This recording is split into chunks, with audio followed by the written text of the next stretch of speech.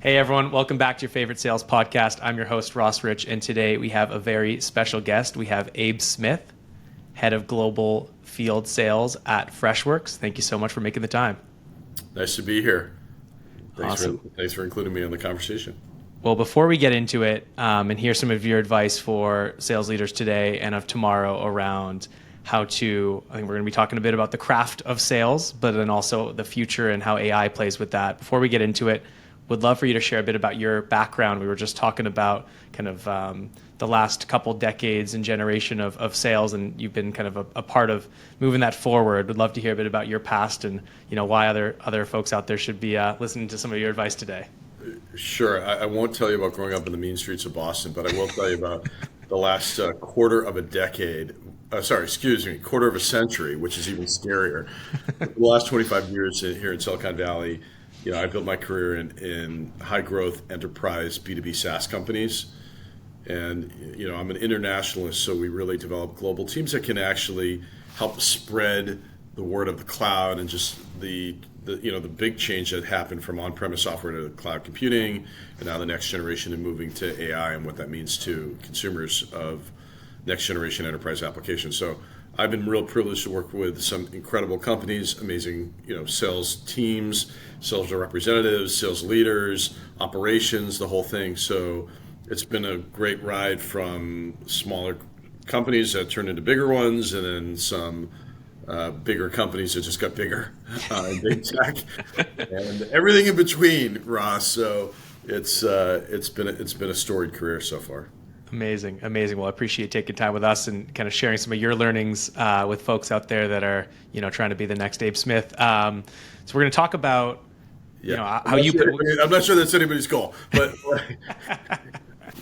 we'll continue on with the question. Well, I know we usually talk about and we put it in terms of execution excellence at a chord, but I think you have an equal way of saying that, which is kind of the craft, as you've put it before, both in this conversation and kind of the teams that you've been in. So excited to dig into how to balance the craft and the kind of passion and professionalism around being a great salesperson and sales leader with the future that includes even more technology with your customer within sales teams. So where's a good place to start?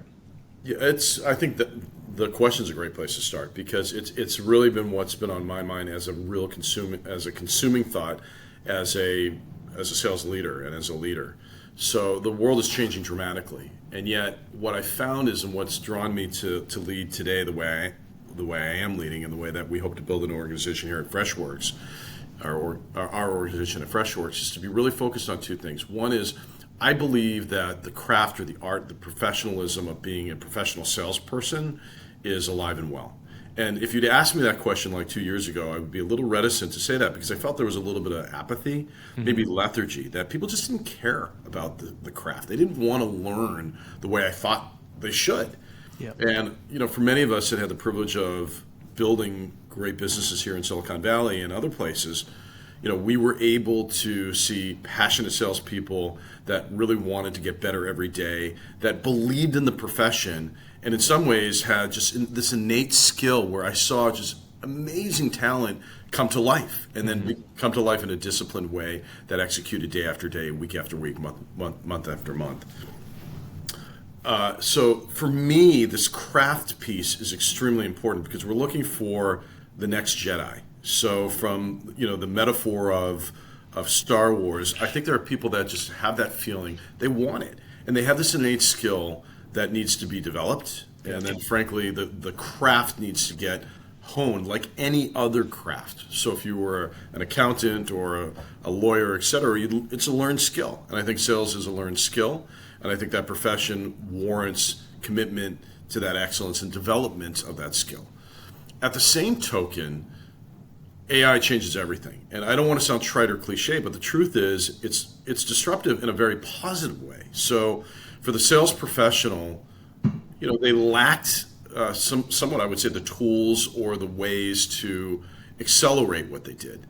So if the goal is to have better customer engagement, tighter relationships, read the room, have environmental awareness, understand how to negotiate, all the things that are innately human about how we create a sales process, that's aided and abetted extremely well with AI, which means the next generation individual contributors and sales leaders need to change the way they deliver this experience and how they develop as individuals or as leaders developing their teams. So for us, Ross, we're really focused here at Freshworks on how we commit to the craft, how we develop and get better as sales professionals, and at the same time, how we embrace a new way of selling, not shun it, but embrace it and say, hey, look, this is how we are going to go to market, which saves us time. It allows us to create a better customer experience. It allows us to create more intimacy, more personalization, and frankly, more joy in the process. And I think that's the magic formula. So, the next generation Jedis are going to have the best lightsaber in their hand, but they're going to go after it in a way that still represents the power of the Jedi. So yes. I see this emergence as really just such a pivotal place in the profession, an exciting time. And just to kind of leave for the next question, I'd love to talk to you about kind of honing that craft in a second, and the late great Skip Miller that came up in our first conversation that really drove my passion for this craft and profession and kind of starting Accord in the first place. But before then, my big question for you is, where do you think, I think it's yet to be seen kind of where it's going to be in terms of AI and sales and accelerating that, where do you see those first signals of AI really being that accelerant to those top craftspeople? Like, is it in the research? Is it in the actual customer engagement? Is it more digital versus in person? Like, where are you starting to see those signals? And if you were kind of, someone in your early 20s developing your craft, like, where would you be leaning into AI as a seller yourself that you think is going to, like you said, accelerate the craft part of selling and not kind of make up for the human dimension? Right.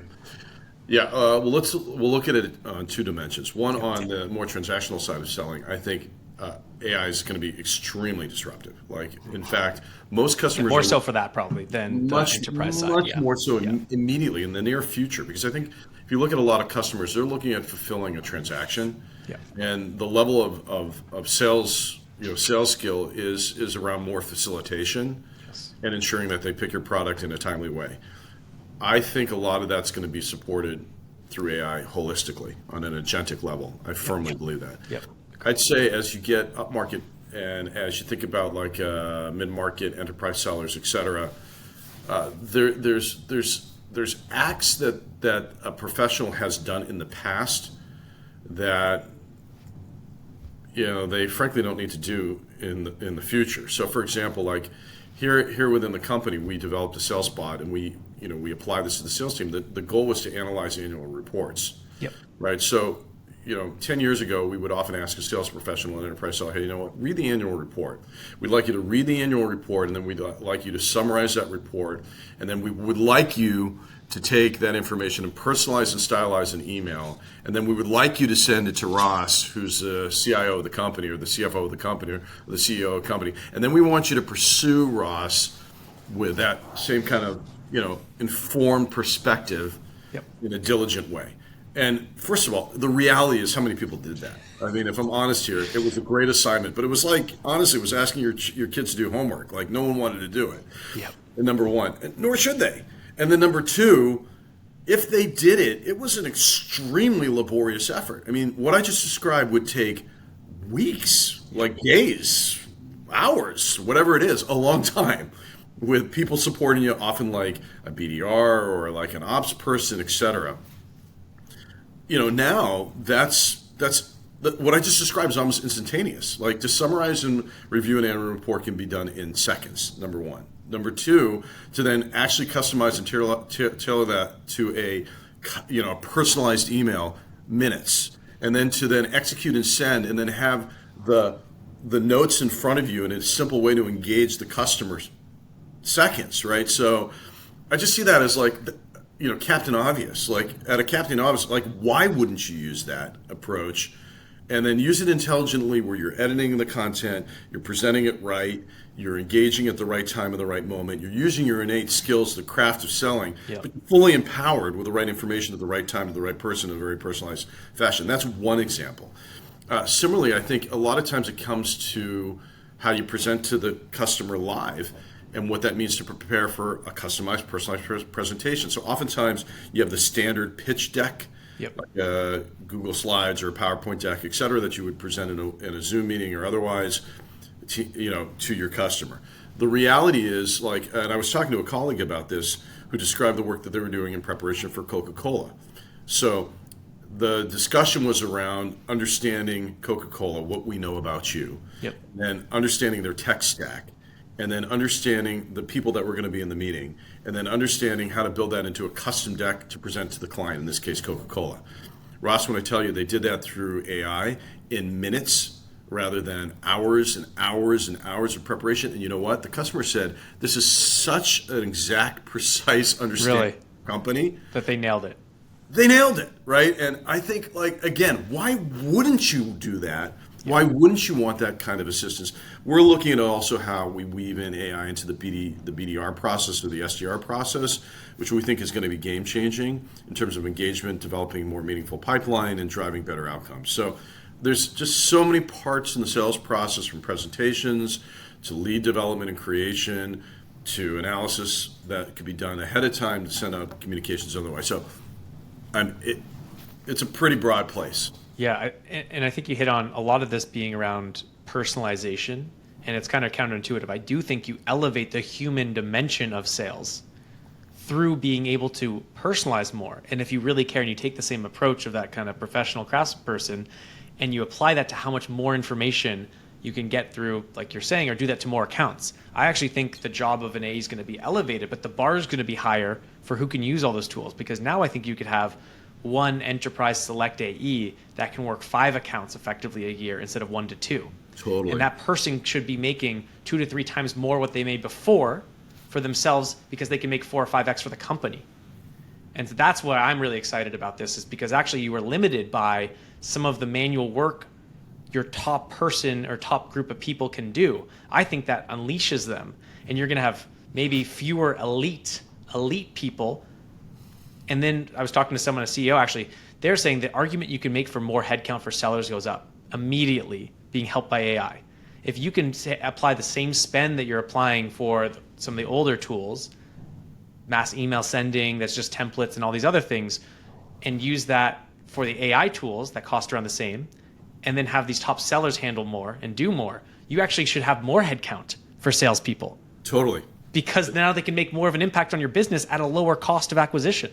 You're so right, and I'm sure you see this with Accord. The truth is, we want reps and AEs to cover more accounts and do more engagement. The reality is, we're actually hearing, I heard this just the other day, hey, maybe the reps were doing less transactions in said quarter because they were really focused on the big deal and they couldn't do anything else. Now, first of all, I'm like, there's 8 hours in a day, so no one is spending 8 hours on one single account. I don't think, but put that aside for a moment. Fair. Well, then if you're using tools like Accord and otherwise to extend your reach and be able to, touch more accounts, work more effectively, that's a good thing, right? That's a real positive thing. So I couldn't agree with you more. Amazing. So shifting gears to the kind of working on the craft. So, not to get too into, my story, because I want to hear yours.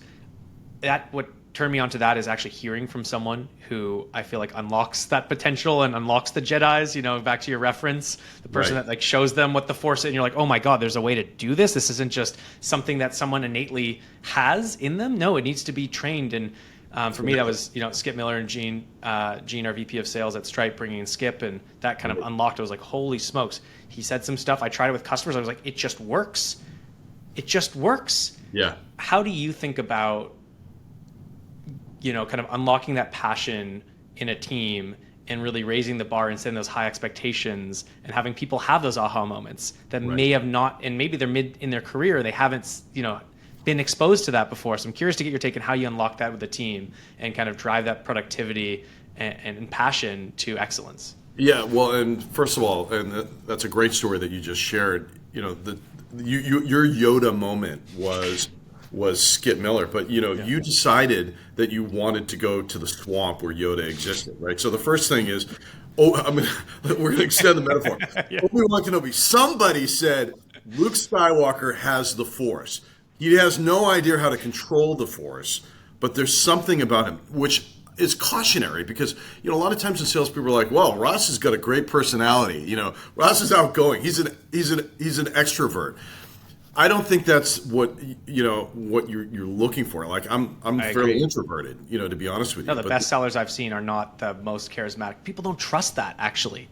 Exactly.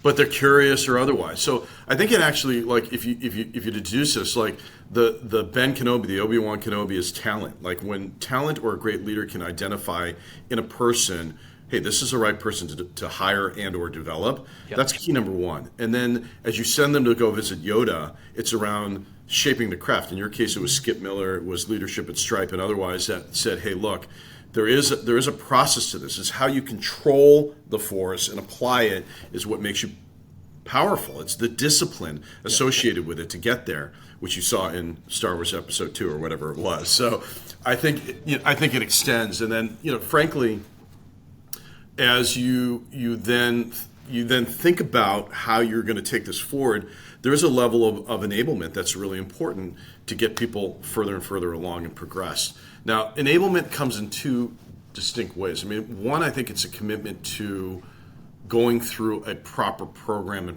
and process, which if you join the right companies, they afford you that opportunity. The second thing is listening to podcasts like this, right? So you have to make a personal commitment to the craft. Yep. And that means getting 1% better every day. Now, whether it's listening to a podcast, it's reading a book, it's actually experiencing life, it's thinking about the dimensions of it, et cetera. I think that's the combination. And I think that's how the whole evolution happens. And usually there's often catalyst mentors along the way.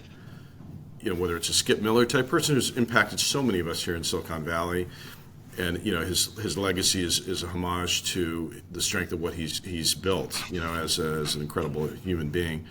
At the same time, there are people that come into your life, whether it's a sales leader, it's a parent, it is a professional who's a neighbor who happened to be in sales or otherwise, and you always said, hey, you mind if I have a chat with you, et cetera. I think those kinds of things means you're constantly getting better. And that's sort of the Mamba mentality, with Kobe Bryant. It's where you're once you get committed to the craft and you're committed to doing better using tools, the reality is it's a lifelong journey. And that pursuit can be highly motivating, incredible results, very lucrative, and so forth.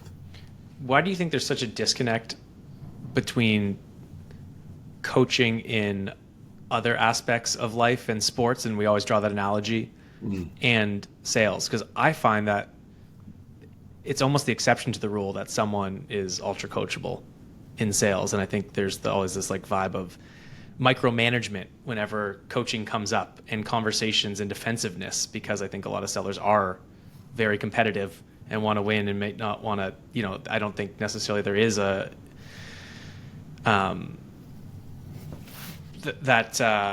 expectation of coaching. And it feels like, again, just looking over someone's shoulder. So I'm curious how you've thought about that in your career. We've thought about it a lot because I think you hear the word micromanage and then people react very negatively to that. And no one wants to be in a scenario where they feel, they're a hamster on a wheel and, they're not personally respected, they're not trusted, they're not doing the right thing. The truth is, I think you got to change the narrative. Things like measurements or leading indicators, any athlete uses that. You perfect your swing by watching how the swing works. You understand, the best athletes say to themselves they are going to perform the exercise over and over again, et cetera. So I think if the information is being used to really coach for excellence and performance, one of the things that we've been fashioning, let me pitch this idea to you and see what you think. Maybe I should patent it before I pitch it, but I'm going to say it live for everybody. You heard it first on Ross's podcast here. So this could be groundbreaking. I think of it like the Fitbit for sales, right? So when you start to get wearables as an athlete where you're saying, hey, look, I'm just looking at this because I want to know how I'm doing. I want to know what my vital signs are saying.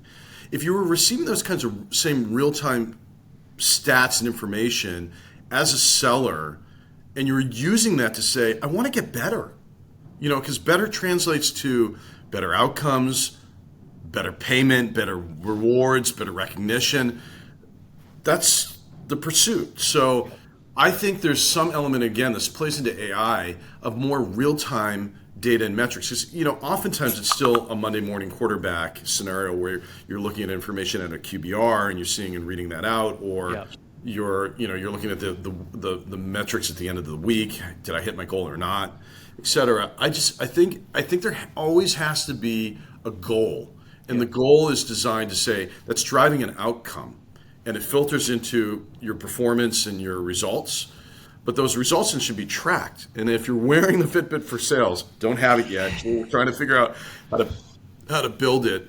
That stuff is then used by a coach, your manager, to say, hey Russ, look, you had a great week. What I'm seeing your swing is pitch was right. I think that's why tools like Gong and otherwise with conversational intelligence have been pretty powerful in the market. Lots of players that have that now, but that's because you're listening to signals. Is it telling you, are you doing the thing right? And then you can adjust real time. Yeah, I think the big change there and what I'm hearing is it can feel like micromanagement if it's very retrospective, if it's like, hey, this is what happened 3 months ago and we're talking about that and being negative, versus maybe start of the week, hey, here's what's upcoming, here's what we need to do, let's work on that together. But can you imagine, I agree, but can you imagine coming off this call, hey, I wonder how I did, and then flipping your wrists and saying, you know what, I said the word Jedi too many times. That came up like 27 times and it was wrong. That's probably an area. Or, you know what? I should have been quicker to know more about Ross. It was clear that in this call I didn't do that. Or, you know what? Today at the end of the day, I had set a goal for myself to talk to 7 clients, but I only did 4. It won't work mathematically. I was off for the day. The day was wrong. That means I got to do 4 more tomorrow. Right, so I'm making this up, but you get the spirit of the Totally.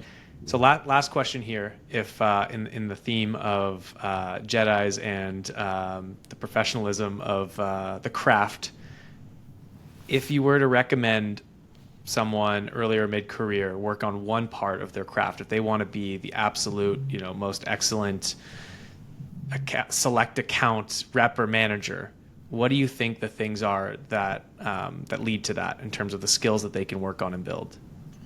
I'll probably put it into 3, actually. I think it actually starts with curiosity. Again, that might sound like a trite recommendation, but selling isn't around necessarily always pitching. It's really understanding and being real about what's going on environmentally in the industry, in the particular business, for the particular person you're talking to, and then actually being empathetic and caring about what that's about.